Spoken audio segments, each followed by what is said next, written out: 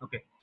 तो आज का जो बच्चे हमारा टॉपिक है, जो लर्निंग आउटकम होनी है, वो हमारी ये है कि जो है किस तरह आपने एक जो लास्ट टाइम हमने जो चीज़ें अभी तक कवर की हैं, वो कौन-कौन सी थी हमारी, वो ये थी कि आप किस तरह जो है वो एक यू जो फायरबेस ऑथेंटिकेशन है वो यूज़ कर सकते हो। फायरबेस आपका जो फायर स्टोर है उसको किस तरह यूज़ कर सकते हो, और उसके साथ-साथ जो आपका लास्ट हमने टॉपिक ये था कि फायरबेस जो स्टोरेज है उसको आप किस तरह यूज कर सकते हो। ठीक है, तो ये तीनों चीजें हमने क्या कर ली थी, कवर कर ली थी। ओके, आज के जो लेक्चर है हमारा, उसके अंदर जो हम चीज कवर करने की ट्राई करेंगे वो ये है कि आपने किस तरह एक जो पूरे का पूरा डाटा है हमारा, उसको किस तरह लेके आना है एक रिसाइकलर व्यू में। क्योंकि लास्ट टाइम जब हम क्लास पढ़ रहे थे तो उस टाइम पे मैंने आपको बताया था कि जो रिसाइकलर व्यू होता है, आम जो हम पहले से यूज कर रहे हैं, वो वाला रिसाइकलर व्यू इसके अंदर यूज नहीं होता। आपने क्या करना होता है, अपना जो रिसाइकलर व्यू है एक, वो जो फायरबेस की तरफ से है, उसकी एक डिपेंडेंसी ऐड करके उस रिसाइकलर व्यू को यूज करना है और उससे क्या करना है, अपना डाटा रिट्रीव करना है।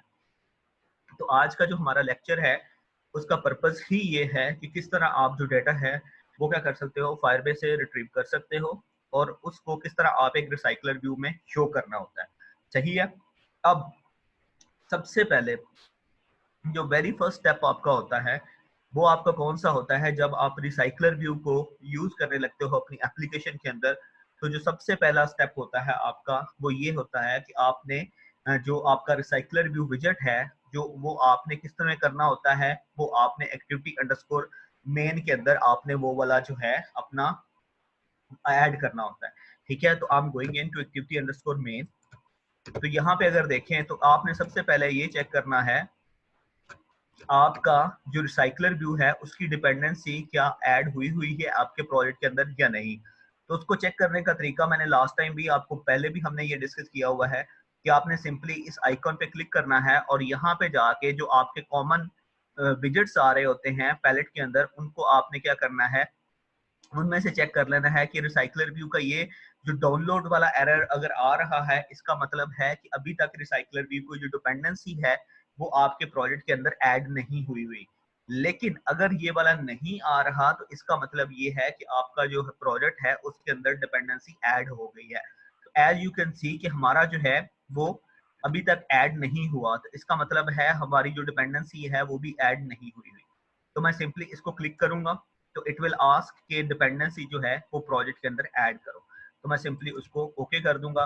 तो जो सिंकिंग है ग्रेडल की वो अगेन स्टार्ट हो जाएगी, क्योंकि हमने नई एक डिपेंडेंसी ऐड कर दी। अब ये डिपेंडेंसी तो ऐड हो गई है, हम सिंपली वापस जाते हैं यहाँ से, और यहाँ पे आके अपनी जो रिसाइकलर व्यू है उसकी जो डिपेंडेंसी रिसाइकलर व्यू एक जो विजेट है वो हम ऐड करते हैं, मैच पेरेंट, रैप कंटेंट। अब नेक्स्ट जो चीज होती है, तीन चीजें मैंने आपको बताया है कि जब भी कोई व्यू आपका होता है, उसको व्यू को हम यूज करते हैं अपनी एक्सएमएल की फाइल के अंदर, तो तीन चीजें हम उसकी करते हैं, विथ, हाइट और आईडी।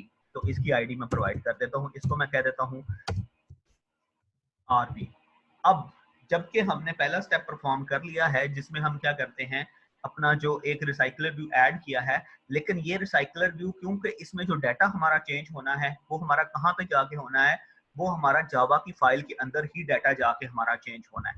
तो उसके लिए हमें क्या करना पड़ेगा, सबसे पहले हमें जो जावा की फाइल है एक्टिविटी अंडरस्कोर मेन, वहां पे जाना पड़ेगा, और यहाँ पे जाके एक रिसाइकलर व्यू का जो वेरिएबल है वो मैं क्रिएट करता हूँ। इसको मैं कह देता हूँ ऑब्जेक्ट रिसाइकलर व्यू।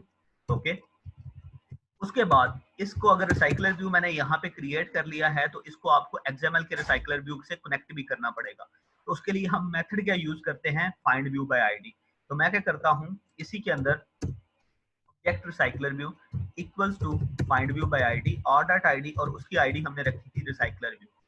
लेकिन मैंने आपको बताया है कि ये जो आपने ये सारा काम करना है, ये सेपरेट आपके जो मेथड्स हैं उनको अंदर आपने करना है। तो यहाँ से इसको मैं एक सेपरेट मेथड यहाँ पे पहले क्रिएट करता हूँ, प्राइवेट वाइड, इसको कहता हूँ कनेक्ट, कनेक्ट विद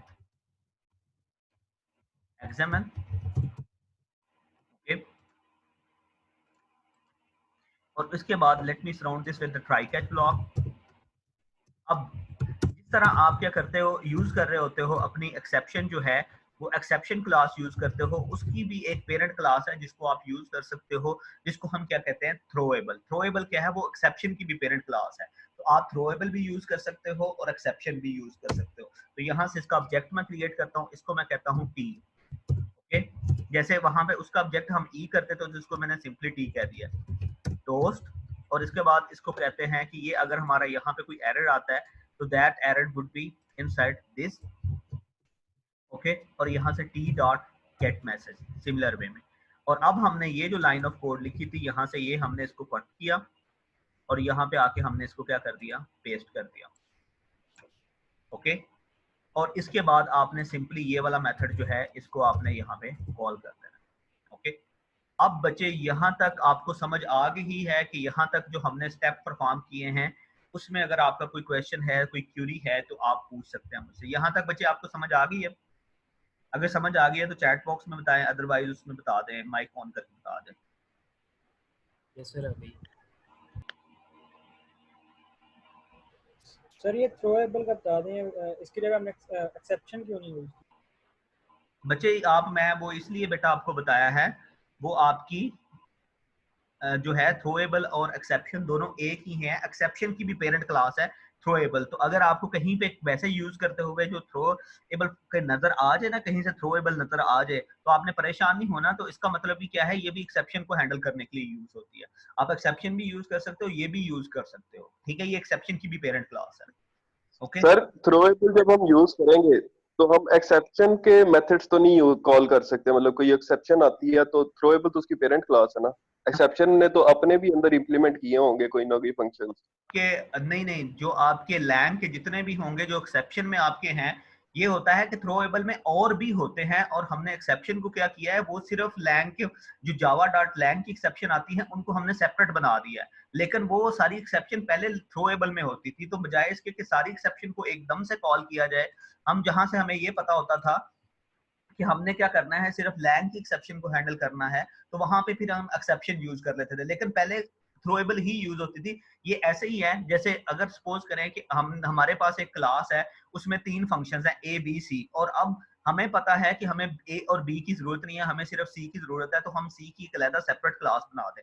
लेकिन जो पहले क्लास थी ए बी सी जिसमें फंक्शंस थे, वो भी तो हम यूज कर सकते हैं। उसमें ए जो सी के फंक्शन है वो तो उसमें भी मौजूद है। तो वो तो सिर्फ इतना था कि हमारी एक सेपरेट क्लास थी जो सिर्फ लैंग के फंक्शन को डायरेक्टली हैंडल कर रही थी, ठीक है। तो उसके सारे जो एक्सेप्शन के फंक्शन है वो इसके अंदर भी हैं, ठीक है। Okay sir. Okay, yes sir. अब आगे हम चलते हैं यहाँ से। अब सिंपली आपने क्या करना है, जो नेक्स्ट स्टेप हमारा होता था उसमें हम ये करते थे, आपने ये जो यहाँ पे एक आपका बनाया था, एक रिसाइकलर व्यू जो ऐड किया हुआ है। तो ये रिसाइकलर व्यू जो आपका है, ये रिसाइकलर व्यू के अंदर ये जितना भी डाटा है आपका पड़ा हुआ, ये बेटा आपका कितना कौन सा डाटा होता है, ये आपका डमी डाटा होता है, ठीक है। आपने यहाँ पे क्या करना है, अपना डाटा जो है वो पुट करना है। ओके, तो उसके लिए मैं क्या करता हूँ, हम क्या यूज करते होते थे, एक सिंगल रो एक्सएमएल की लेआउट फाइल बनाते थे, जिसको बाद में क्या करते थे, यहाँ पे हम मैप कर देते थे। तो उसके लिए सिंगल रो मैप वो बनाने की जो फाइल है उसका तरीका क्या है, आप लेआउट में जाते थे और यहाँ जाके एक न्यू फाइल जो है क्रिएट कर लेते थे। आई एम गोइंग टू से दिस इज सिंगल रो। आप कुछ भी सिंगल आइटम कह देते हैं या सिंगल आइटम, आप कोई भी इसको जो नाम है वो जो भी देना चाह रहे हैं वो आप दें। उसके बाद रूट एलिमेंट दें और ओके कर दें। अब उससे पहले कि हम सिंगल रोज के ऊपर काम स्टार्ट करें और सिंगल रो को देखें, मैं जो अपना फायर बेस है उसको जो है, लेट मी ओपन दैट, के कंसोल की जो फाइल्स हैं हम उसको ओपन कर लें मुझे।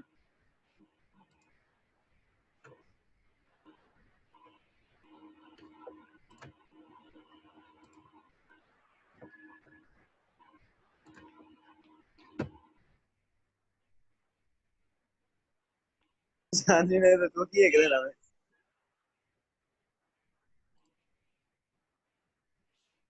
अच्छा, ये बेटा आपको अब स्क्रीन नजर आ रही होगी होटल की। होटल एप्लीकेशन वही एप्लीकेशन है that we are using from last couple of weeks, जिसमें हमने अपना तकरीबन जितना भी हमारा फायरबेस के रिलेटेड लेक्चर्स हैं वो इसके अंदर ही कवर किए हैं। तो मैं क्या करने लगा हूँ, यही एप्लीकेशन मैंने दोबारा ओपन की हुई है। अब मैं इसके साथ ही अपनी जो लेटेस्ट हमने एप्लीकेशन क्रिएट की है वो भी मैं इसी प्रोजेक्ट के साथ, जो होटल एप्लीकेशन का प्रोजेक्ट है, इसी के साथ कनेक्ट करने लगा हूँ।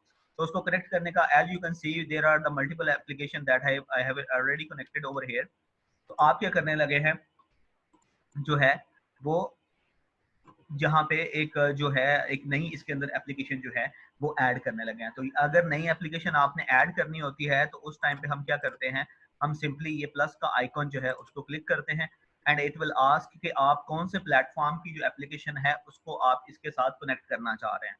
तो आपने सिंपली, क्योंकि you are going to add the Android application, you have to click on Android, और यहाँ से उसके बाद वही जो डिटेल्स हम पहले प्रोवाइड करते हैं वही डिटेल्स ही हमने वापस करनी है इसके अंदर, जो है वही सारी डिटेल्स जो हैं वो हमने प्रोवाइड करनी है। तो सबसे पहली चीज जो हमने देनी है वो है पैकेज नेम। तो I am going to copy this from here, okay, और जाके ये हम पैकेज नेम यहाँ पे पेस्ट कर देना। इसका नाम रख देते हैं हम स्टेटस अपडेटिंग ऐप, और उसके बाद जो नेक्स्ट हमने SSA1 सर्टिफिकेट देना है तो वो ग्रेडल, उसके बाद टास्क एंड्रॉइड साइनिंग रिपोर्ट, तो it will start signing report का जो प्रोसेस है उसको स्टार्ट करेगा।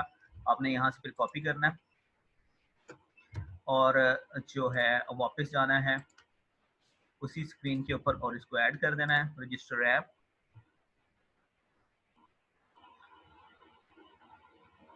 अब उसके बाद जेसन की फाइल आपने डाउनलोड करनी है,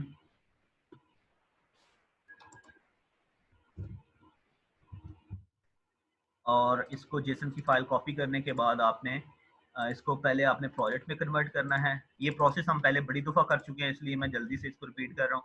इसको आपने नेम वही रखना है जो आपका नेम एक्चुअल में है।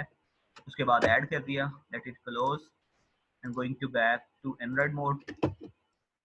उसके बाद वापस जाते हैं हम और यहाँ से नेक्स्ट पे क्लिक करना है। फिर आपको पता है ये वाली गूगल की फाइल और ये वाली लाइन कोड ऑफ लाइन पहले ही कॉपी ऐड होती हैं, तो आपने ये वाली सिर्फ पाथ जो है इसको कॉपी करना है, ठीक है, और जाके अपनी जो ग्रेडल का ये प्रोजेक्ट की ग्रेडल फाइल है इसके अंदर जाना है और यहाँ डिपेंडेंसीज में आके इसको ऐड कर देना है।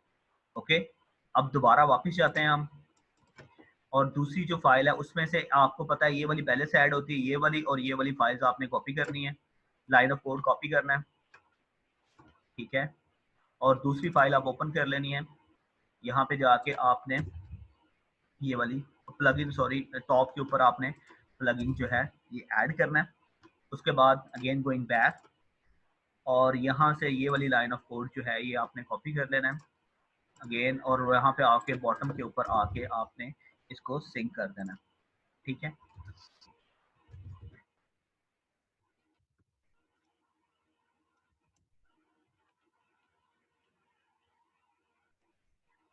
अच्छा, एक जो और चीज़ है वो मैं आपके साथ शेयर करना चाह रहा हूँ।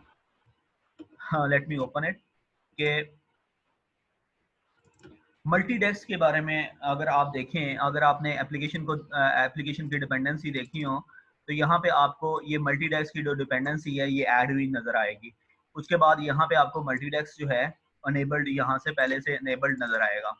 तो मैं आपको बताना ये चाह रहा हूँ कि मल्टी डेस्क एक्चुअली होता क्या है, ठीक है। तो इसकी थोड़ी सी मैं आपको डिटेल बता देता हूँ कि मल्टी डेस्क में क्या चीज़ थी।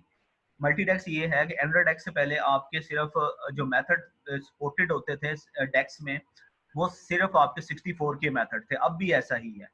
तो अब क्या है कि जब भी आपकी जो भी आपका प्रोजेक्ट कर रहे हो या एप्लीकेशन डेवलप कर रहे हो, तो जब तक आपका जो एप्लीकेशन है उसके अंदर चाहे डिफाइंड मेथड है आपके, चाहे आपके दूसरे मेथड्स हैं, तो जब तक वो क्या होते हैं उनके वो लेस देन 64 के होते हैं, तो उस टाइम तक आपको सिंगल डेस्क जो सिंगल आर्किटेक्चर है उसके ऊपर आप क्या करते हो, उसके ऊपर ऑपरेशन आपने अपने जितने भी होते हैं वो परफॉर्म कर सकते हो। ये आपको फाइल भी नजर आ रही होगी जो डेवलपर के ऊपर पड़ी हुई है, ठीक है। लेकिन जैसे ही आप 64 के रेफरेंस जो होते हैं उनकी लिमिट क्रॉस कर जाते हो तो फिर आपको क्या करना पड़ता है फिर आपको दोबारा से मल्टी डेस्क की जो सपोर्ट है उसको अनेबल करना पड़ता है। ओके, तो उसके लिए हम क्या करते हैं, उसके लिए हम जो है मल्टी डेस्क की जो डिपेंडेंसी है वो हम अपने प्रोजेक्ट के अंदर क्या करते हैं, इंक्लूड करते हैं। अदरवाइज जो है वो उसको सपोर्ट नहीं करेगा। वो ग्रेडल पे जब आप उसको क्या करोगे, रन करने की ट्राई करोगे तो उस टाइम पे आपको एरर देगा, ठीक है। तो इसलिए दिस वाज द रीजन जिसकी मदद से हम क्या कर रहे थे कि बार बार जो मल्टी डेस्क है उसको इनेबल करते थे, क्योंकि जब भी आप अपना फायर स्टोर का रेफरेंस देने शुरू करते हो तो उसका जो उसके अंदर मेथड्स जो होते हैं, जो मेथड्स के आगे रेफरेंस होते हैं, उनकी तादाद 64K से ज्यादा है। तो उस पे उसको अनेबल करने के लिए, उसको सपोर्ट करवाने के लिए हम क्या करते हैं, अपनी जो मल्टीडेस्क की सपोर्ट होती है उसको हम क्या कर देते हैं, अनेबल कर देते हैं। ठीक है, अब आपको समझ आ गई है कि जो मल्टीडेस्क है इसको हम क्यों अनेबल करते हैं और इसका पर्पस क्या होता है।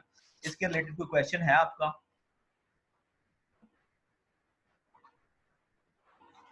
ओके, अगर नहीं है तो आगे चलते हैं। अब बच्चे नेक्स्ट जो स्टेप आपका है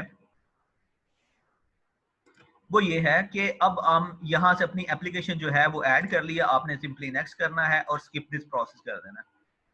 तो हमारी एप्लीकेशन जो होगी वो ऑटोमेटिकली इसमें ऐड हो जाएगी। अगर आपने चेक करना हो आपकी एप्लीकेशन ऐड हुई है या नहीं हुई, तो सिंपली टूल्स में जाएं, फायरबेस असिस्टेंट को ओपन करें और यहाँ पे जाके आप क्या करें, कोई भी एक फायरबेस की जो है, चाहे ऑथेंटिकेशन है व्हाटएवर, उसको ओपन करके देखें एक्सपैंड करके, तो आपकी एप्लीकेशन के यहाँ लिखा आएगा कनेक्टेड। इसका मतलब है कि आपकी एप्लीकेशन क्या हो गई है, वो कनेक्ट हो चुकी है। अब मैं वापस जाता हूँ फायरबेस के अंदर और यहाँ से मैं डेटाबेस को ओपन करता हूँ।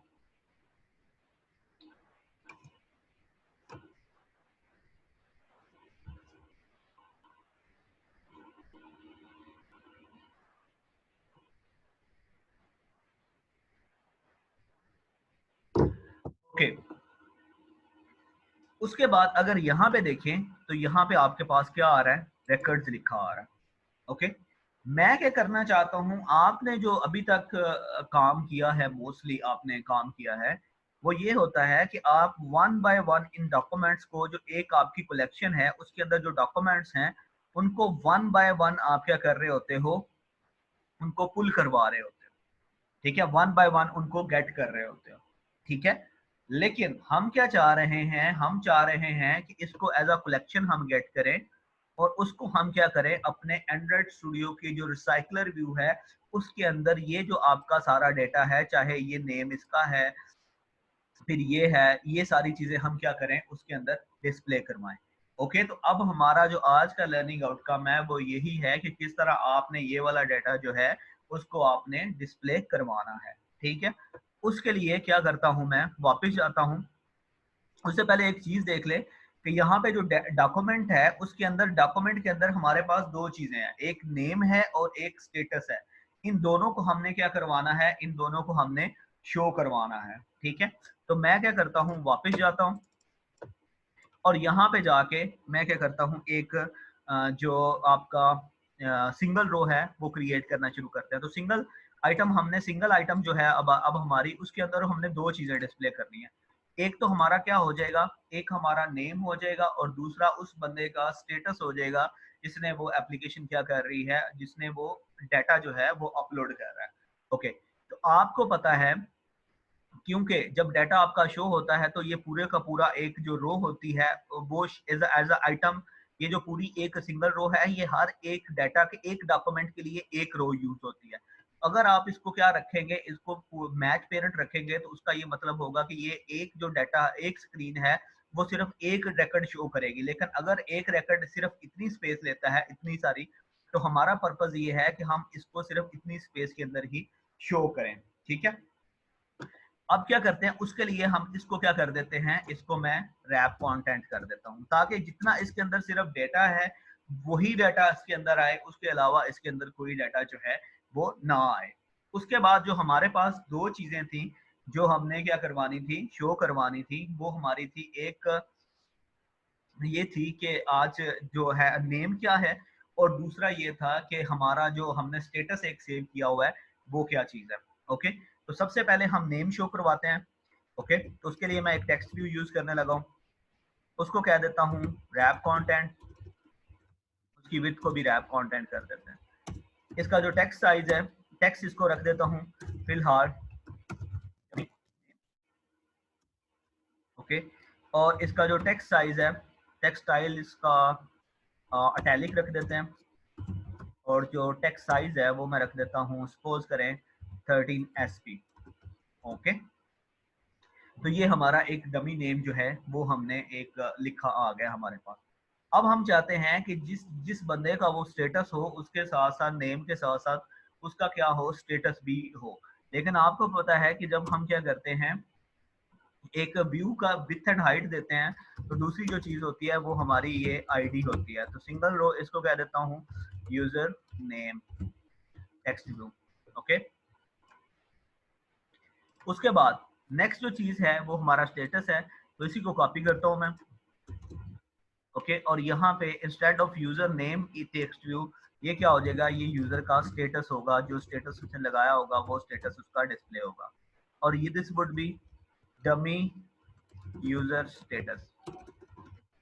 ओके, इसको इटैलिक की बजाय इसको मैं बोल्ड कर देता हूँ, and size would be 15 SP, and this would be below of our username text view. Okay, तो as you can see कि यूजर वो जो टेक्स्ट हमारा स्टेटस था वो भी हमारा क्या आ गया, नीचे आ गया। अब instead of this I am going to say कि हाइट इसकी जो है वो क्या है, मैच है, मैच पेरेंट है। ओके, तो ये हमारा मैच पेरेंट हो जाएगा। उसके साथ साथ मैं चाहता हूं कि यूजर जो है उसका कोई ना कोई जो है यूजर के साथ यहाँ पे एक साइन भी साथ लगा हो, यहाँ पे कोई इमेज भी छोटा सा जो है वो भी हम क्या करवा रहे हों, शो करवा रहे हों, तो वो भी आप अगर शो करवाना चाह रहे हैं यू कैन शो दैट, लेकिन मेरा नहीं ख्याल की अभी जरूरत है उसकी। खैर, तो दो चीजें हमने जो सिंगल रो है वो हमने क्रिएट कर ली है। अब मैं क्या करता हूँ, सिंपली इसका जो कलर है वो चेंज कर देते हैं, so that we can differentiate between the users. तो यहाँ पे क्या कर देता हूँ, इसका बैकग्राउंड सेट कर देता हूँ, एंड्रॉइड का कलर यूज करते हैं कोई भी। I am going to, I like the orange light, so I would be using the orange light, and text colour would be Android color, and this would be, instead of using the black I would be using the white. Okay, तो हमारा एक dummy status जो है वो it is getting ready. Okay, I think single row हमारी जो है वो हमने रेडी कर ली है। नेक्स्ट थिंग, यहाँ तक बच्चे अगर आपका कोई क्वेश्चन है, कोई क्यूरी है, तो आप मुझसे जो है वो पूछ सकते हैं। कोई क्वेश्चन है तो पूछ लें आप मुझसे। I am going to set the padding to 5 dp from every side. हाँ जी ज़बार, समझ आ रही है बच्चे आपको? यस सर, आ रही है समझ। हसीब है अभी इसमें, हसीब आपको बच्चे समझ, हसीब आया या नहीं? हसीब है इसमें? जी सर, आगे हूँ, नेट का बहुत इशू हो रहा है, उस वजह से ना बार बार डिस्कनेक्ट हो जा रहा है। अच्छा अच्छा, चले let's get started with it. I hope कि रिकॉर्डिंग इसकी हो रही है, तो जिन बच्चों को थोड़ा सा जी सर। रिकॉर्डिंग इसका इशू आता है तो काइंडली वो दोबारा रिकॉर्डिंग भी देख लिया करें। ओके, अब क्या करते हैं, I'm going to set the padding from this as well. Let me say 5 dp, ताकि वो यूजर का जो नेम है वो थोड़ा सा हमें नजर आ जाए। ओके, तो अब हमारे पास जो है वो वैल्यू सेट होगी। अब इसके अगेंस्ट जो नेक्स्ट हम काम करते थे वो बच्चे ये होता था कि जब हमने एक सिंगल रो क्रिएट कर ली है तो उसके आगे हमने क्या करना होता था, उसके आगे हमने उसी सिंगल रो की एक मॉडल क्लास भी क्रिएट करनी होती थी, जिसके अंदर एक्चुअली हम डाटा क्या करते थे, अपना मैप करवाते थे। अब अगर देखें तो सिंगल रो की जो मॉडल क्लास क्रिएट करते थे उसके लिए हमने क्या करना होता था, जावा, और यहाँ से जाके आपने राइट क्लिक करना है और एक सिंपल जावा की क्लास क्रिएट कर लेनी है। उसको मैं कह देता हूँ मॉडल आवर या app model class, app model class. Okay, अब इसके अंदर आपने थोड़ी सी जो है इसको जरा ध्यान से देखना है, क्योंकि दिस इज क्वाइट डिफरेंट, और यही ट्रिकी पार्ट है जो मोस्ट ऑफ द स्टूडेंट्स जो आप होते हैं हमारे, उनसे यही वो पार्ट होता है जो उनसे सॉल्व नहीं हो रहा होता, और जिसकी वजह से वो जो डाटा होता है उसको फेच नहीं कर पा रहे होते। तो सबसे पहले तो आपको पता है आपकी बात बेटा, अब आवाज सही हुई है? सर कट रही है आपकी बात। अच्छा चले मैं चेक कर लेता हूँ कि क्यों चेक कट रही है। अब दूसरी बच्चे ये है कि यहाँ पे आपने उसका ध्यान रखना। अब हमारे पास दो चीजें जिनको हम डिस्प्ले करना चाह रहे हैं, एक तो हमारे पास वो यूजर का नेम है और दूसरा वो स्टेटस है। तो दोनों की, अगर यूजर का नेम है तो वो भी किस टाइप का होगा, वो अगर हमारे पास यूजर का नेम आ जाता है, सपोज करें यूजर नेम आ जाता है, तो वो हमारे पास किस टाइप का है, that is of type string. उसके साथ साथ हमारे पास दूसरी जो चीज है वो हमारे पास कौन सी है, वो है यूजर का स्टेटस। ओके, तो वो भी किस टाइप का है, वो भी स्ट्रिंग टाइप का है। और जो क्लास वेरिएबल होते हैं वो आपको पता है हमेशा कौन से, होते हैं वो प्राइवेट होते हैं। ओके, अब ये हमने क्या कर लिए हैं, ये हमने अपने क्लास वेरिएबल्स जो हैं वो क्रिएट कर लिए। हमने पता है कि हमने ये दो चीजें जो है ना वो इसको देनी है, इसको जो है इसको मॉडल क्लास को वो दो चीजें हमने प्रोवाइड करनी है। तो उसके बाद हमने इसी मॉडल क्लास से वो दोनों चीजें गेट करनी है। लेकिन एक चीज याद रखिएगा कि आप अगर इनको देखें, ये वाले वेरिएबल, ये वाले जो आपकी फील्ड जो नेम है, जो की नेम है जिनकी मदद से आप डाटा गेट करते हो, वो और ये वाला जो आपकी एंड्रॉइड के अंदर आपकी ये जो नेम है ये डिफरेंट है। यहाँ पे अगर देखा जाए तो यहाँ पे लिखा हुआ है नेम, और यहाँ पे मैंने क्या लिखा हुआ है, यहाँ पे लिखा हुआ है यूजर नेम। तो जब भी आपने डेटाबेस के अंदर से वैल्यूज, खास तौर पे डॉक्यूमेंट्स जो आपके हैं उनके अंदर से आपने क्या करनी है, वैल्यूज एक्सेस करनी है। ठीक है, जैसे अभी नेम और स्टेटस एक्सेस करना चाह रहे हैं तो वो उनका नाम और यहाँ पे जो आपने वेरिएबल डिक्लेयर करने हैं उनका नाम शुड बी सेम, अदरवाइज वो आपका डाटा फेच नहीं करेगा। लाइक अगर यहाँ पे पड़ा हुआ है क्या, यहाँ पे कुछ क्या चीज स्टोर हुई है, नेम और स्टोर हुआ है ना स्टेटस, तो आपने जब यहाँ से मॉडल क्लास बनानी है तो उसके अंदर भी नेम और स्टेटस ही रखना है। अगर आप एक भी चीज डिफरेंट कर देंगे तो वो क्या हो जाएगा, वो गेट नहीं करेगा। ठीक है, तो वहां पे भी स्टेटस है और यहाँ पे भी हमने क्या कर दिया है, स्टेटस कर दिया। लेकिन एक और चीज याद रखिएगा, अगर आप डेटाबेस में अंदर जाके क्या करते हो, उनको सिर्फ आपने जो की वैल्यूज लोअर केस में रखनी है तभी वो फेच करेगा। अगर आप की वैल्यूज को कैमल, पास्कल, स्नेक या किसी और में यूज करेंगे तो वो आपकी वो वाली वैल्यूज गेट नहीं करेगा। तो आपने इस चीज का भी क्या करना है, ध्यान रखना है कि the documents that you will save inside your collection should the key values should be in lower case। उसके मॉडल क्लास की और मॉडल क्लास की वैल्यूज, जो मॉडल क्लास के क्लास वेरिएबल हैं उनका और कलेक्शन के क्लास वेरिएबल का नेम शुड बी सेम। उसके बाद नेक्स्ट आपने एक और इम्पोर्टेंट चीज जो है वो मॉडल क्लास क्रिएट करते हुए याद रखनी है। वो बच्चे आपकी ये वाली चीज है कि आपने यहाँ पे एक एम्प्टी कंस्ट्रक्टर क्रिएट करना है। अगर आप एम्प्टी कंस्ट्रक्टर क्रिएट नहीं करेंगे तो आपकी क्लास, जो आपकी एप्लीकेशन है, वो डाटा को फेच नहीं करेगी। ओके, तो उसका तरीका ये है, all you have to do press alt insert, और ये आपके पास इंटेलिजेंस विंडो आएगी। अगर ये यहाँ से नहीं आती, आप कोड में जाके यहाँ से आप क्या कर सकते हो, जनरेट भी कर सकते हो। जो आपका जस्ट जनरेट के ऊपर क्लिक करें तो ये वाली आपके पास इंटेलिजेंस विंडो आ जाएगी। इसके यहाँ से आपने कंस्ट्रक्टर पे क्लिक करना है, और ये देखिए पहले से नेम सिलेक्ट है, आपने सिंपल ये ऊपर टॉप पे जो पैकेज नेम आ रहा है इसको आपने सिलेक्ट करना है और ओके प्रेस कर देना है, एंड यू विल सी कि आपका जो कंस्ट्रक्टर है वो यहाँ पे क्या हो गया, क्रिएट हो गया। अच्छा, ये जो डाटा है आपका, ये आपका सिर्फ किसके लिए है, ये आपका दो चीजों के लिए है। आपने सिर्फ कंस्ट्रक्टर, अभी तक सिर्फ क्लास को डाटा दिया है नेम और स्टेटस के थ्रू, अभी आपने क्लास से डाटा गेट नहीं किया। ओके, तो उसके लिए आपने अगेन प्रेस करना है आल्ट इंसर्ट, और यहाँ से जो गेटर है उसको क्लिक करना है। और कौन कौन सी चीज आप क्लास से गेट करना चाह रहे हो, एक आप क्लास से नेम गेट करना चाह रहे हो, और दूसरा आप क्या करना चाह रहे हो, स्टेटस जो है वो गेट करना चाह रहे हो।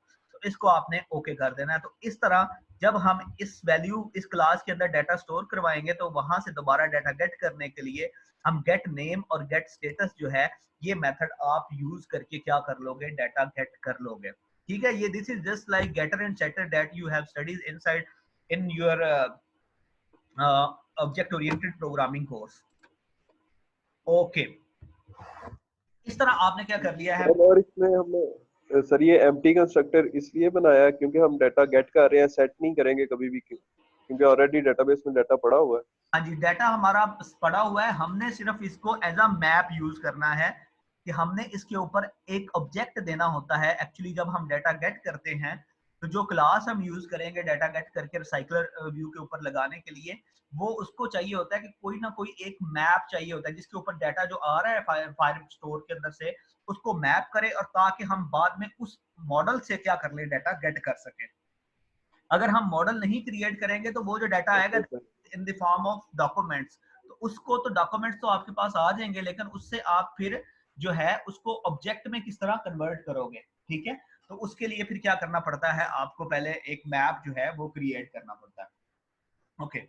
अब नेक्स्ट जो स्टेप है दैट इज इम्पोर्टेंट, और आज के लेक्चर की जो डिफरेंट होगा from the other recycler view lecture, वो हमारा यही होगा कि किस तरह आप जो है वो जो है फायरस्टोर के साथ जो अपना एक रिसाइकलर व्यू है उसको आप यूज कर सकते हो। उसके लिए बच्चे क्या करना पड़ना है, उसके लिए आपको एक डिपेंडेंसी है वो क्या करनी पड़ेगी, अपने प्रोजेक्ट के अंदर ऐड करनी पड़ेगी, ठीक है। तो वो डिपेंडेंसी मैं आपके साथ क्या कर देता हूँ, आपके इसके अंदर जो है शेयर भी कर देता हूँ, ठीक है। तो अभी मैं चैट के अंदर आपकी वो डिपेंडेंसी शेयर करने लगा हूँ, ओके। ये डिपेंडेंसी मैंने चैट में शेयर भी कर दी है। ये डिपेंडेंसी आपने जाना है build.gradle ऐप फोल्डर में, और यहाँ पे ऐप फाइल के अंदर जाके यहाँ पे बॉटम के ऊपर आके आपने ये डिपेंडेंसी जो है वो क्या कर देनी है, ऐड कर देनी है। ये डिपेंडेंसी आपकी कौन सी है, ये डिपेंडेंसी है आपकी com.firebase UI, आगे फिर firebase UI की ये पूरी एक डिपेंडेंसी है, इसको आपने अपने प्रोजेक्ट के अंदर ऐड करना है।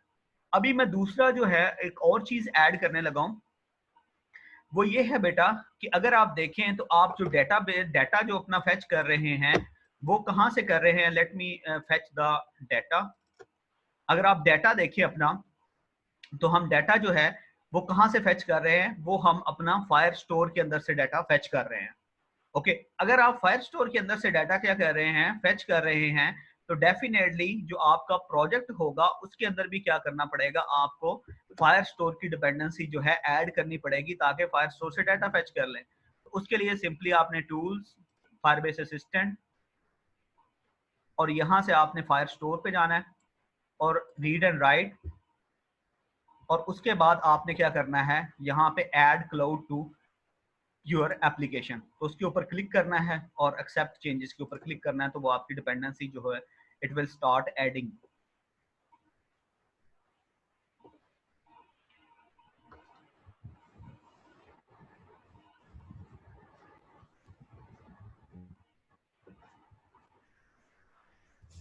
हाँ जी, तो इस तरह एज यू कैन सी कि डिपेंडेंसी हमारी जो है वो करेक्टली हमारी इसके अंदर हो गई है, ऐड हो गई है, ओके।